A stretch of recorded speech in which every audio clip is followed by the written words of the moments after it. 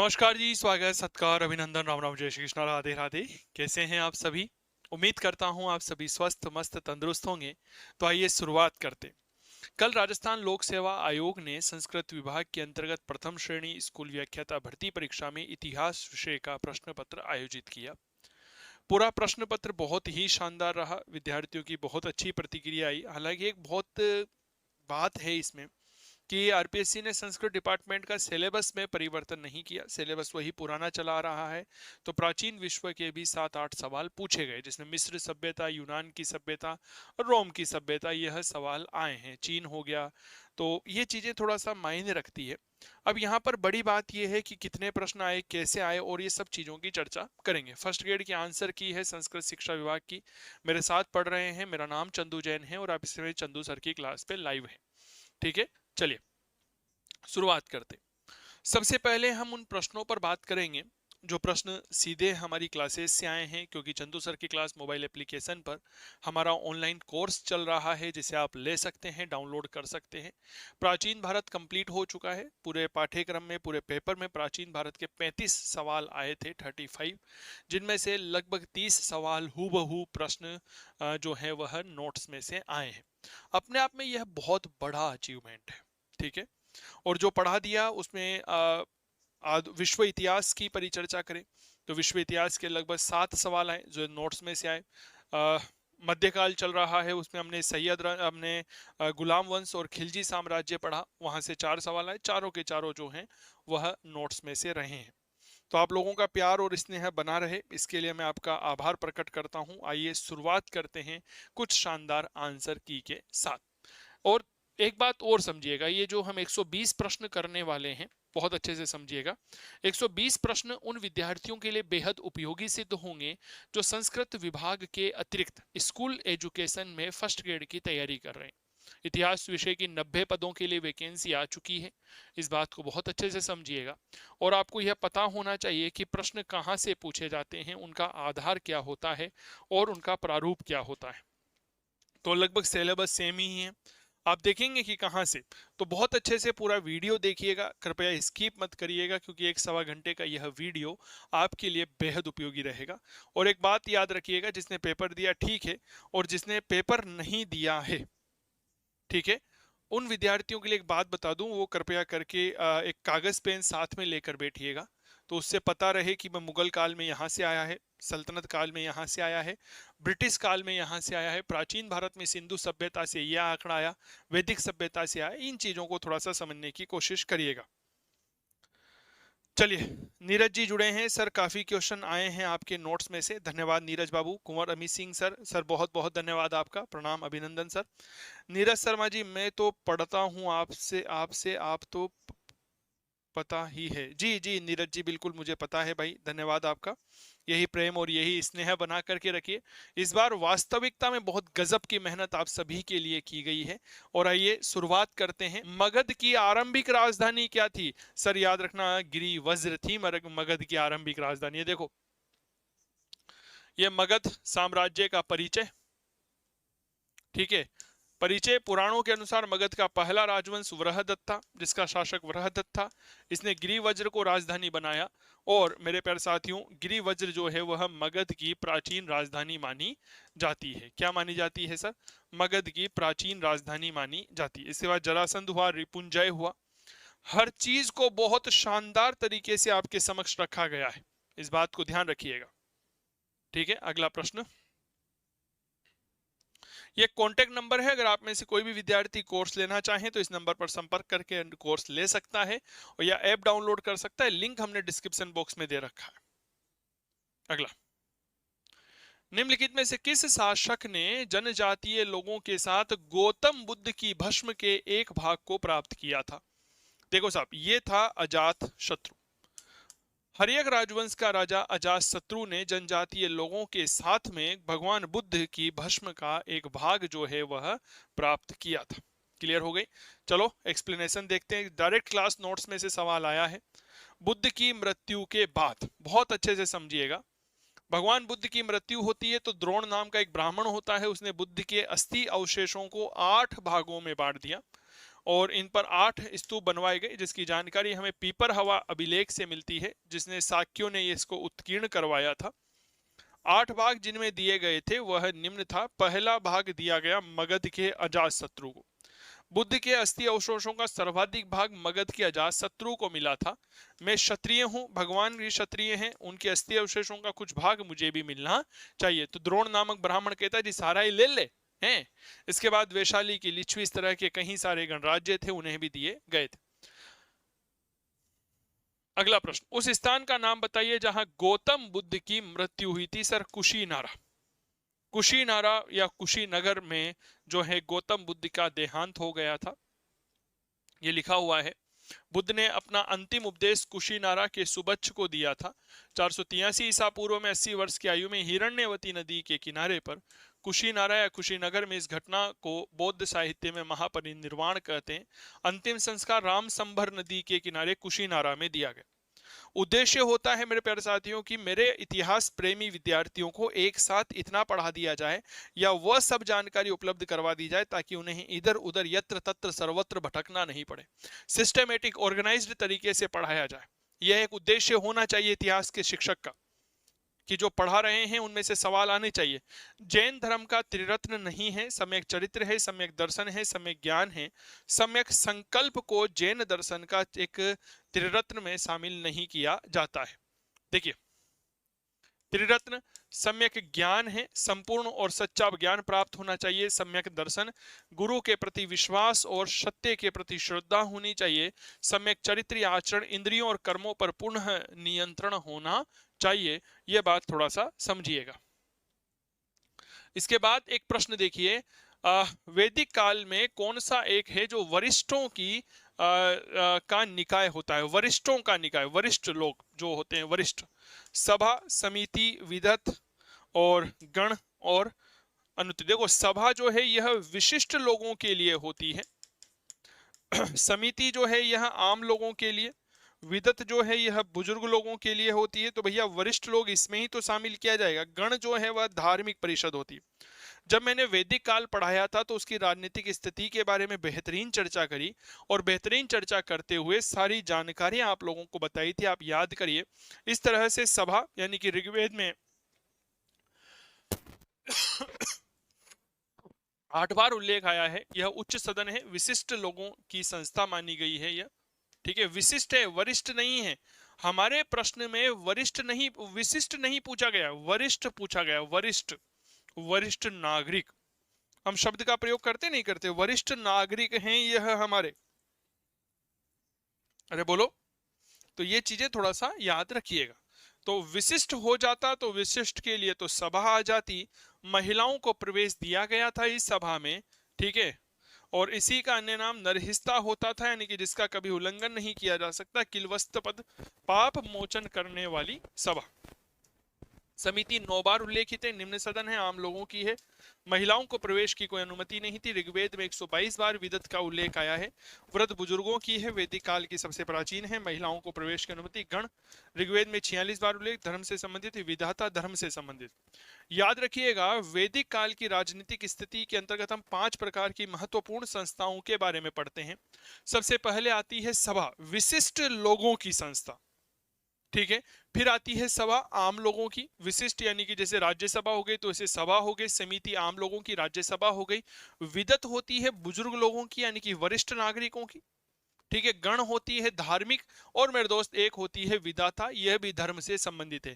तो इस प्रकार ये 5 महत्वपूर्ण संस्थाएं मानी जाती है, सभा, समिति, विदत, गण और मेरे दोस्त विधाता परिषद। क्लियर? चलिए आगे बढ़े। क्लास अच्छी लगे तो प्लीज इसे लाइक कर दीजिएगा। चैनल पर नए हैं तो सब्सक्राइब करना मत भूलिएगा।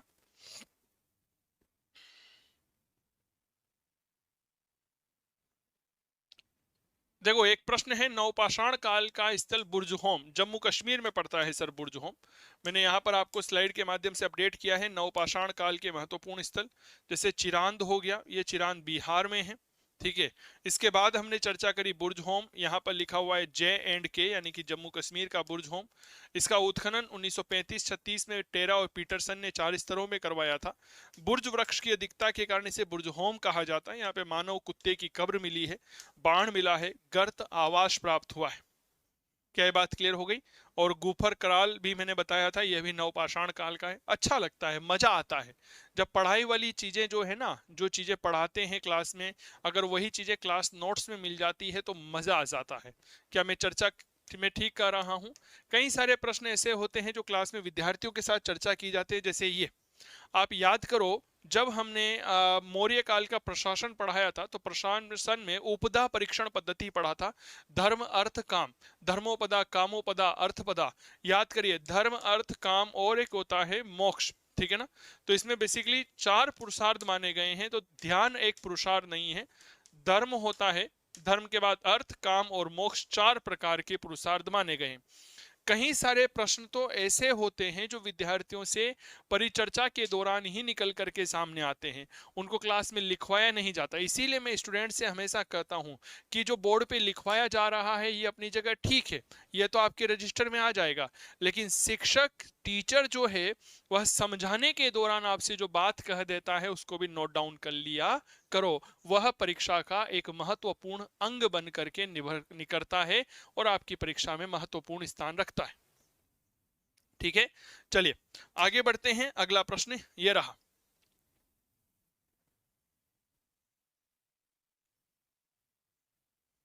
एक प्रश्न पढ़िएगा, हा क्या गजब का प्रश्न है। कौन सा वेदांग नहीं है?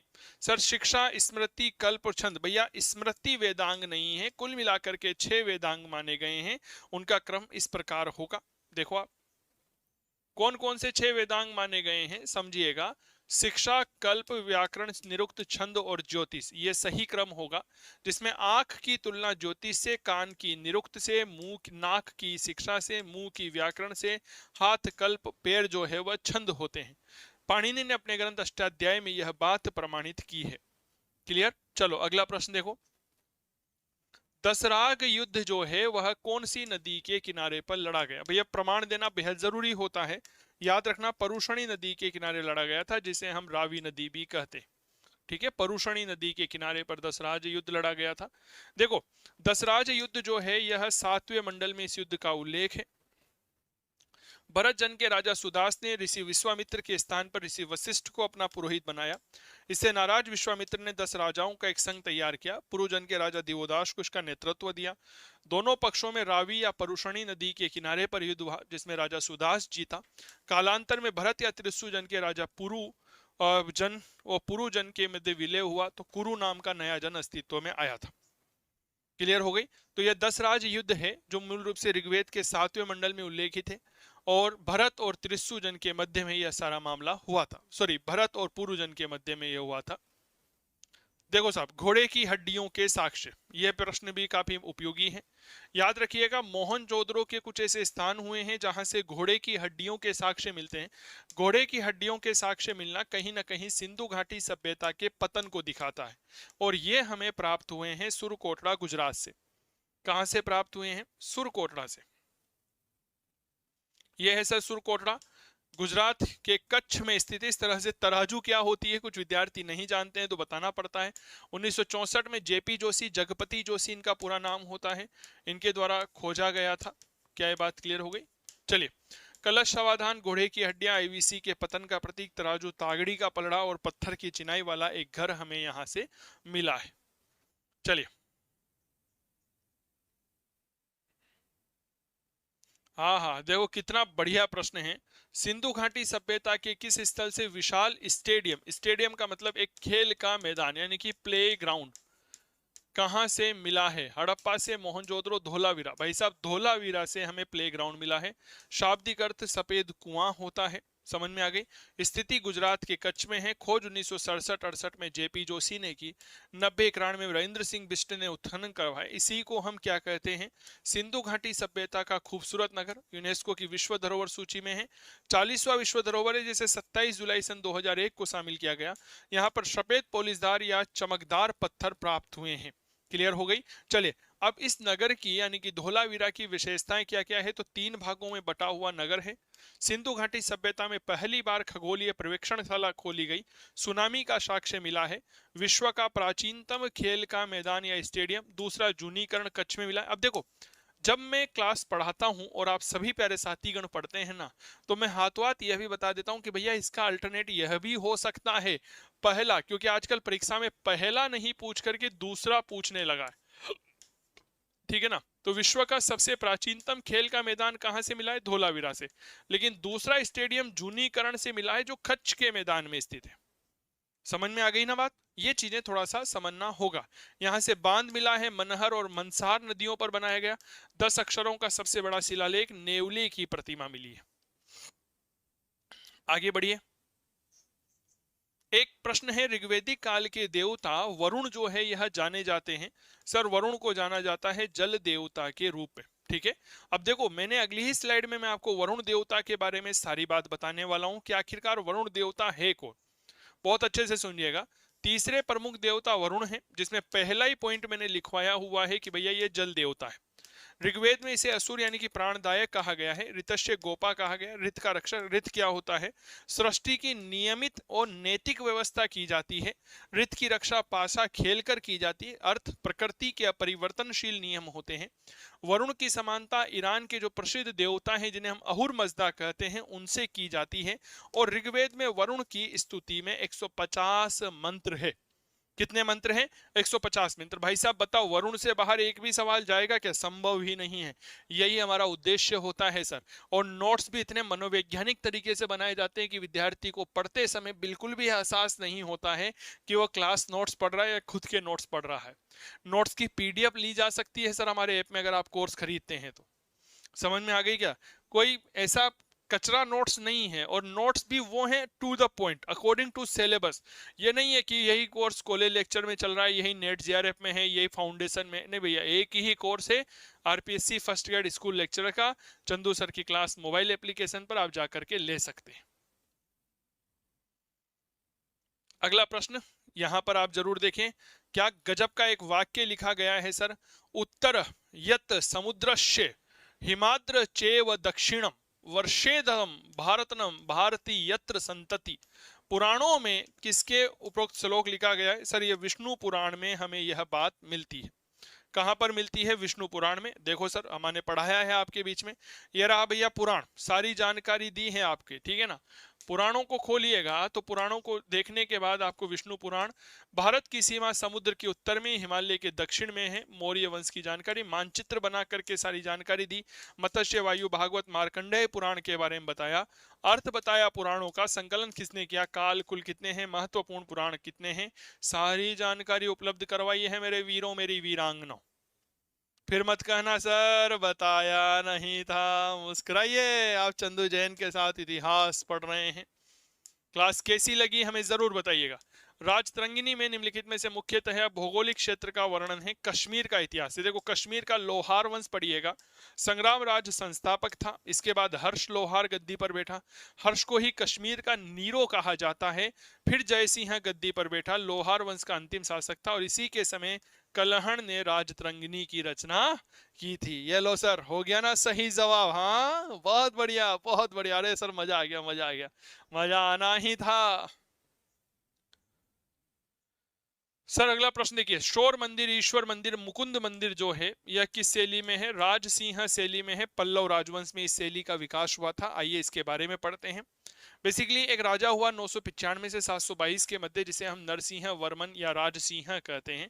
इसने मंदिर निर्माण की राजसिंह शैली को प्रारंभ किया। विशेषता है ईंटों और पत्थरों की सहायता से इमारती मंदिर बनवाए, जैसे महाबलीपुरम जो है शोर मंदिर यहाँ पर बनाया, कांची का कैलाशनाथ, अरकाट का पवन मल्लई मंदिर। तो यह मंदिर जो है ना आपके इसके अंतर्गत आते हैं। सर यहाँ पर देखिए, चोलों की निम्नलिखित प्रशासनिक इकाइयों का सही आरोही क्रम। यह मैंने जब क्लास पढ़ाई थी आप लोगों के प्राचीन भारत में चोल साम्राज्य, तो यह बात बहुत अच्छे से कही थी कि प्रशासनिक विभाजन। अब मेरे प्रशासनिक विभाजन पढ़ाने का तरीका देखिए, मनोवैज्ञानिक तरीके से पढ़ाया जाता है, विद्यार्थी को क्लास में ही याद हो जाता है। साम्राज्य हो गया, मंडलम हो गया, कोट्टम हो गया, नाडु हो गया, कुर्रम हो गया, गांव हो गया, कुडुम्ब हो गया। कुडुम्ब क्या होता है जी? गांव का एक वार्ड होता है। अब इसमें क्या कहा गया है? आरोही। आरोही का मतलब बढ़ता हुआ क्रम होता है, तो सबसे पहले कुर्रम आ जाएगा, कुर्रम के बाद कोट्टम आ जाएगा, कोट्टम के बाद मंडलम, कुर्रम नाडु, कोट्टम आपके वहां नहीं है, और फिर इसके बाद मंडलम। तो कुर्रम, नाडु और मंडलम। अब देखते हैं इसमें क्या है। सर ये रहा कुर्रम, नाडु और मंडलम, ये सही जवाब रहेगा। और हर बार सामान्य तौर पर इस तरह का सवाल आपके एग्जाम में आता ही है।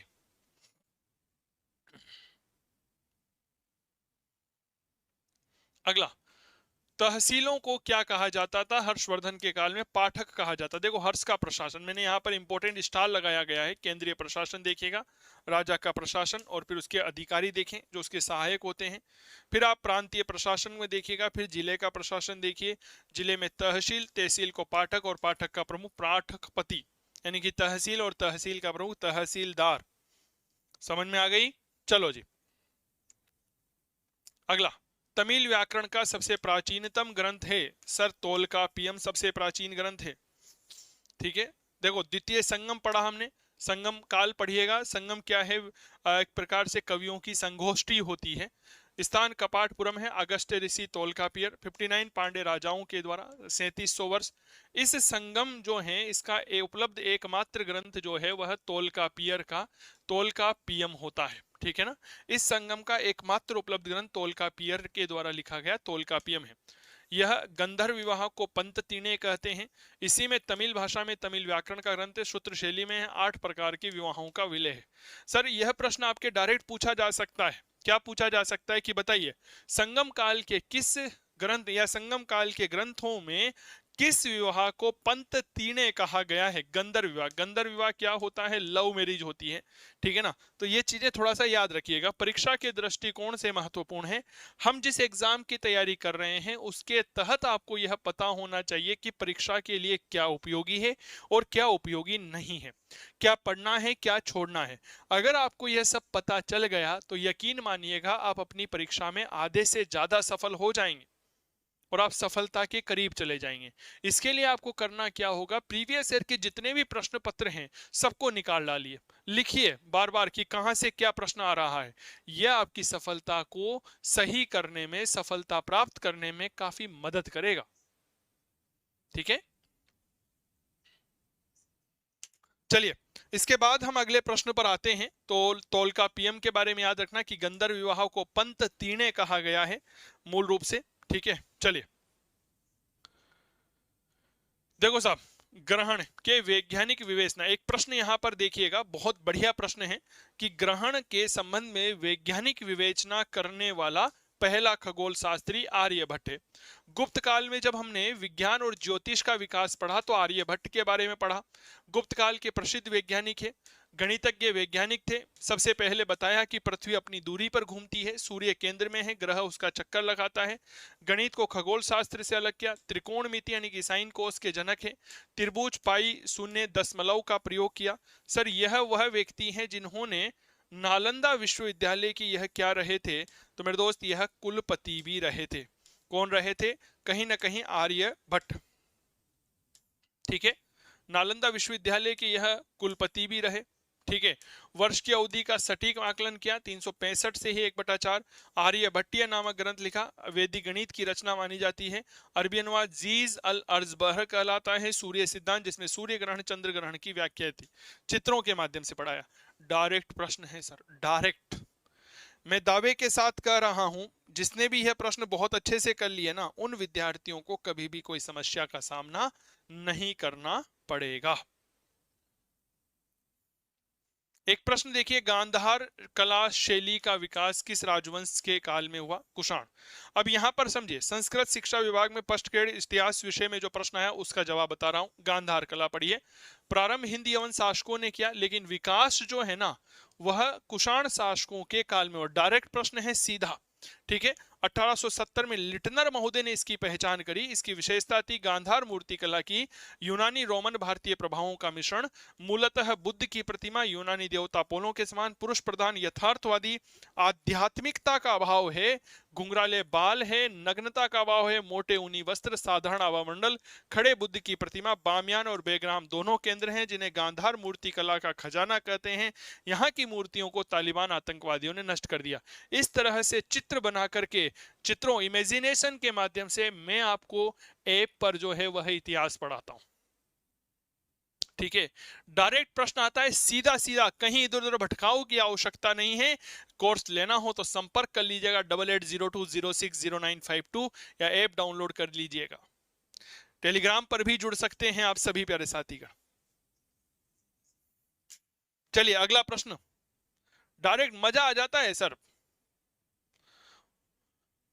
वासुदेव के सम्मान में विदिशा में गरुड़ स्तंभ का निर्माण किसने करवाया था? हेलियोडोरस ने करवाया था सर। कौन है हेलियोडोरस? देखो सर, इसके हेलियोडोरस भागभद्र सुंग राजवंश का नवा राजा, इसके दरबार में तक्षशिला के यवन राजा एंटियालकिड्स का राजदूत हेलियोडोरस आया, भागवत धर्म ग्रहण किया, भगवान विष्णु के प्रति भक्ति का प्रदर्शन करने के लिए इसने विदिशा बेसनगर भिलसा में स्तंभ लेख लगाए। बेसनगर का हेलियोडोरस का स्तंभ लेख या गरुड़ स्तंभ लेख कहा जाता है।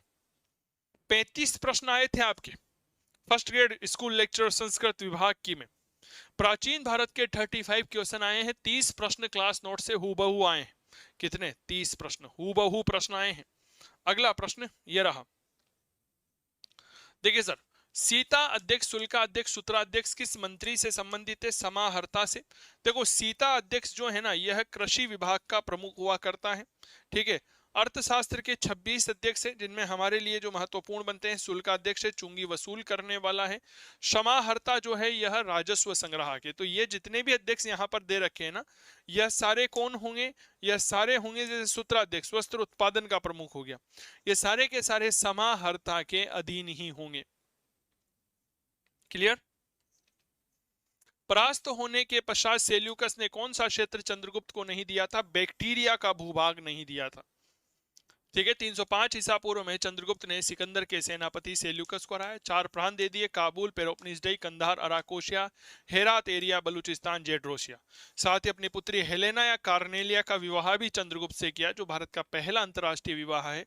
इस पूरे घटनाक्रम का उल्लेख एपियानस ने किया है, इसीलिए इसे एपियानस की संधि कहा जाता है। चंद्रगुप्त मौर्य ने सेल्यूकस को 500 हाथी दिए। स्ट्रेबो के अनुसार चंद्रगुप्त और सेल्यूकस के मध्य वैवाहिक संबंध थे। तो यह पूरी की पूरी घटनाक्रम सर कहीं से भी बाहर नहीं है।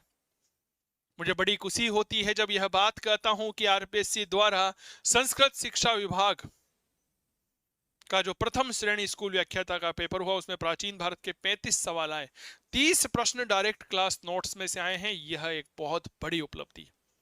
जी हाँ, आपने बिल्कुल सही सुना। ठीक है, चलो, अयोध्या अभिलेख में पुष्यमित्र सुंग, सर पुष्यमित्र सुंग जब हमने पढ़ा था तब पढ़ा था कि इसने 2 अश्वमेध यज्ञ किए थे, और इसकी जानकारी हमें धनदेव के अयोध्या अभिलेख से प्राप्त होती है। पतंजलि इसका पुरोहित था। तो क्या कहला है? दिर्श्वमेध जायाजी। ठीक है, यानी कि इसने 2 अश्वमेध यज्ञ किए। जानकारी धनदेव के अयोध्या लेख से। पुष्यमित्र का वंशज था, अयोध्या का राज्यपाल, प्रधान पुरोहित पतंजलि था। हर्यक वंश का राजा है जी उदयन, इसके संदर्भ में विचार करो। अजातशत्रु के काल में चंपा का गवर्नर था, बिल्कुल सही है। कुसुमपुर का निर्माण करवाया, जैन मतावलंबी था। तीनों ही कथन बिल्कुल सही होंगे। यह रहा सर उदयन। जैन धर्म का अनुयायी था, गार्गी संहिता में धर्मात्मा कहा गया। देखो डायरेक्ट प्रश्न बनेगा, क्या बनेगा? निम्नलिखित में से मगध के किस शासक को धर्मात्मा कहा गया है? उदयन को। पाटलिपुत्र की स्थापना करी, पाटलिपुत्र कुशमपुर पुष्पपुर इसको कहते हैं। गंगा नदी गंडक और सोन नदियों के संगम पर है। पटना से की जाती है। साक्ष्य कुम्भरहार बुलंदी बाग से मिला। यूनानी साहित्य में से पालीब्रो था और चीनी साहित्य में पालिंटू कहा गया है। क्लियर? चलो भैया, बहुत मेहनत होती है सर। कोर्स लेना हो तो मैं फिर कह रहा हूं, कोर्स ही नहीं, आप तो फर्स्ट ग्रेड स्कूल व्याख्याता के लिए किसी भी प्रकार की कोई सुविधा चाहिए, मैं अगर आपकी मदद कर सकता हूं तो एक कॉन्टेक्ट नंबर है 8802060952, इस पर आप संपर्क कर लीजिएगा, आपकी मदद कर दी जाएगी यथासंभव। निम्नलिखित में से किसको गणतंत्र की संज्ञा नहीं दी जा सकती? अवंती गणतंत्र नहीं था, वज्जी मल्ल शाक्य जो है गणतंत्र थे। अवंती मध्य प्रदेश के मालवा में है। उत्तरी अवंती की राजधानी उज्जैनी, दक्षिणी की माइस्मती, बीच में वैतरायणी नदी, दो भागों में विभक्त, दो राजधानी शिशुनाग वंश ने जीत लिया था। 16 महाजनपदों में से 14 जो है राजतंत्रात्मक थे, 2 में गणतंत्रात्मक थे, वज्जी और मल में। गंगा घाटी में 10 थे, काशी, वज्जी, कौशल, अंग, मल, पांचाल, वत्स, मगध, चेदी और शूरसेन। ठीक है, चलिए। ऋग्वेद के नदी सूक्त के संदर्भ में एक सवाल है, बहुत अच्छे से समझिएगा। तो वैदिक कालीन नदियां हैं कि 25 नदियों की जानकारी मिलती है, लेकिन दसवें नदी सूक्त में 21 नदियां। प्रथम नदी गंगा है, अंतिम नदी गोमती है। ठीक है ना, ठीक है ना। सर्वाधिक पवित्र नदी सरस्वती है। माणा गांव में हरियाणा के विंसन पे लुप्त हो जाती है, वेदों की रचना हुई। प्राचीन नाम द्रुष्टती है, वर्तमान नाम घग्गर है। नदी सूक्त में गंगा, यमुना, सरस्वती का उल्लेख है। अफगानिस्तान की 4 नदियों कुबा, कुर्रम, गोमल, सुवास्तु का उल्लेख आया है। शतपथ ब्राह्मण ग्रंथ में रेवा, नर्मदा और सदा नीरा यानी कि गंडक नदियों का भी उल्लेख आया है। पूर्णावती या सुवासा सिंधु है। ठीक है ना। परुषणी रावी है, विपाशा व्यास है, सतुद्री सतलज है, अस्किनी चेनाब है, वितस्ता झेलम और सुसोसा यानी कि सोहन नदी है।